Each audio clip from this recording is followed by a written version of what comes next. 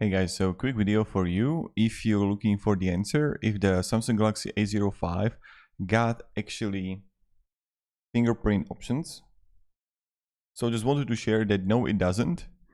And yes, it has. So the first thing is when I searched for it, like it has fingerprint scanner. But there are two kind of versions of A05 with side mount fingerprint sensor and without.